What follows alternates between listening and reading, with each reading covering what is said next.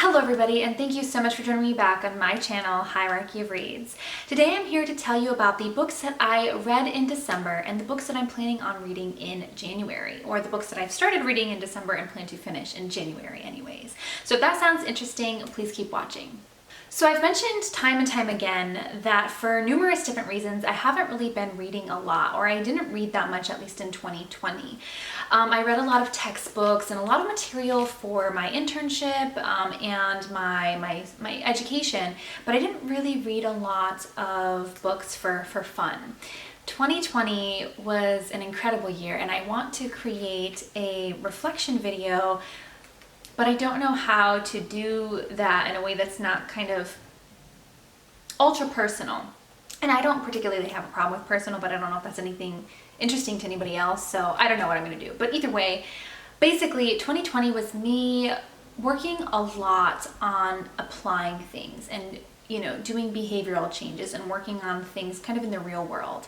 I realized that for as much as I love reading, for a long time in my life, I used reading as an avoidance mechanism. And it was a very tricky avoidance mechanism because with reading, I can convince myself that it's productive, right? Because reading is something that's seen as this positive thing, something that you're doing to enhance yourself or better yourself. And so it's really easy to kind of convince yourself that you're reading for good reasons and not for avoidance reasons.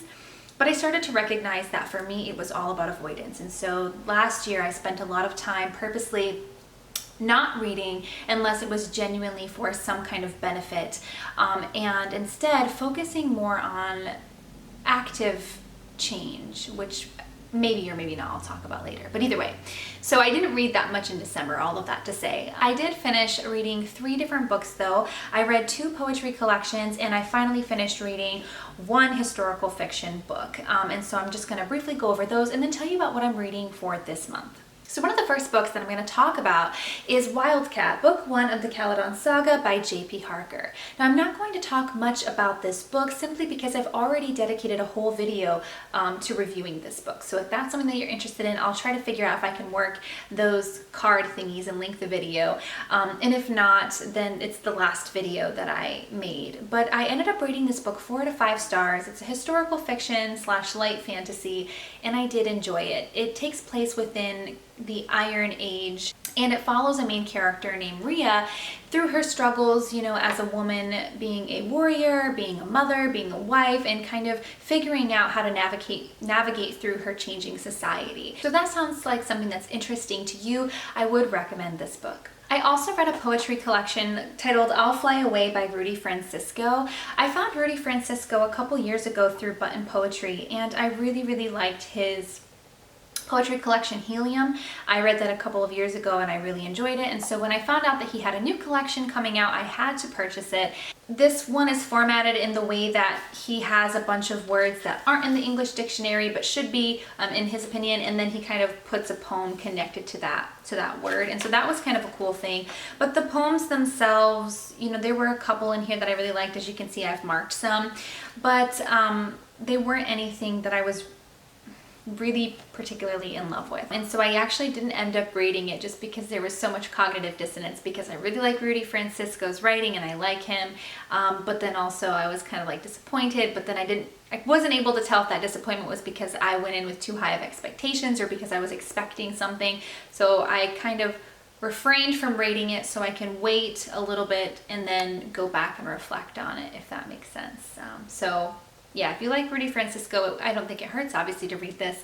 But if you've already read Helium, just know that it's quite different. And for me, that was different in a way that I didn't quite enjoy it as much. Now, the last poetry collection that I read is called Fool's Gold, Poetry and Postcards by Arch Hades. And it's an interesting story how I started to read this, because I follow a poet on Instagram that I would see their posts and I really liked their poems.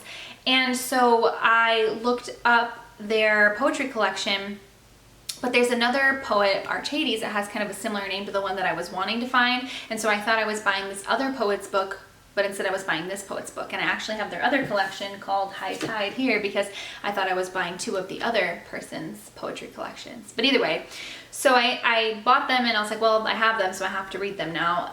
And I was a little bit disappointed with this, to be honest. I ended up rating this 2 out of 5 stars, and For me, the issue was that the poetry style in and of itself is not the style that I like, and I don't even know what to call the style or what the technical name for it is, but basically it's that style where it's every other line and the last word of the line rhymes with the previous one, and it's just that consistent pattern all the way through the poetry collection. And I'm not trying to say anything negative about that poetry style, people who enjoy that poetry style, or people who write that poetry style. It's just, for me personally, I don't like that style. To me, it's a little bit too repetitive, a little bit too simplistic, and kind of tends to sound like a child's rhyming song.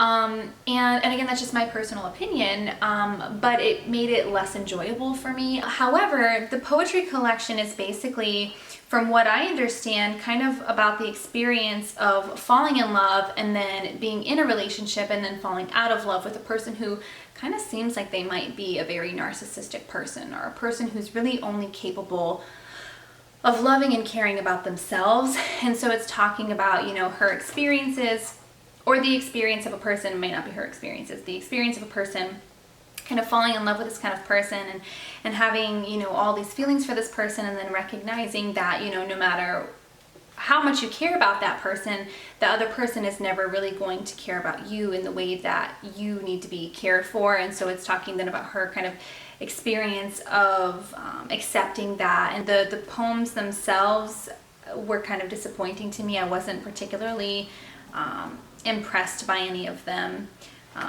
So yeah, I wouldn't personally recommend this poetry collection unless you know about this poet and particularly like their style.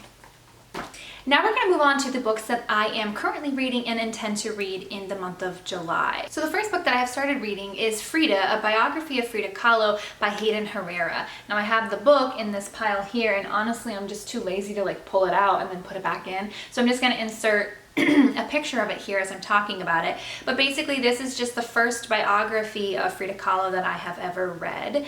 And I am, I think, like about 100 pages in so far, and I am enjoying the book. However, because it is the first biography about Frida Kahlo that I've ever read, I don't really know how accurate it is. I also have to finish up Small Island by Andrea Levy. This is the book that I'm reading with my book club. We're going to be meeting at the end of the month. We kind of took a little bit of an end of the year hiatus, so I'm going to be coming back to that. So I'm looking forward to reading more into that story. And because I am all about exposures, which again is something that I want to talk about more, but we'll see what happens. But I am finally trying to force myself to read the bigger books that I have on my shelf, but that for whatever reason I've been avoiding because I just have this random fear of big books, which is such a stupid fear to have. So I'm just going against that and reading them anyways. So part of that is reading this Frida Kahlo book. It's quite thick. But then also I am going to start reading The Count of Monte Cristo by Alexandre Dumas. So The Count of Monte Cristo is something that I've been wanting to read for quite a long time for numerous reasons, and I've had it on my shelf, and I'm just finally going to do it. I'm gonna do it. I'm just going to start reading it because I've heard really great things about it, and I want to know. I want to be able to get the references, and I want to know the story. So I'm going to be slowly working my way through this book as well. And that's all that I have for you today in this video. I would love to know what books you plan on reading for the month of January. If you feel like it, please share that in the comment section below. Otherwise, I look forward to seeing you in the next video, and until then, please be well.